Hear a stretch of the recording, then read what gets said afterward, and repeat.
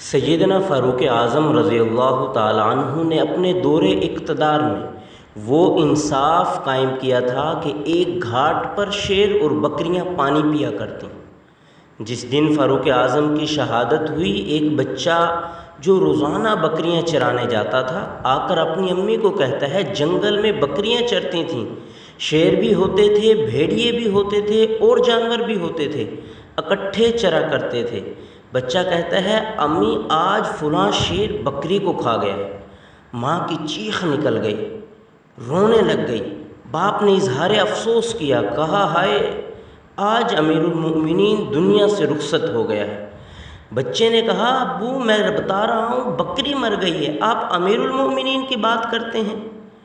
فرمایا بیٹے جب تک عمر تھا کسی شیر اور بھیڑیے کو جرت نہیں تھی کہ بکری کو کھا لے، معلوم ہوتا ہے کہ آج عمر دنیا سے رخصت ہو گیا ہے، اس لیے تو شیر نے بکری کو کھایا ہے۔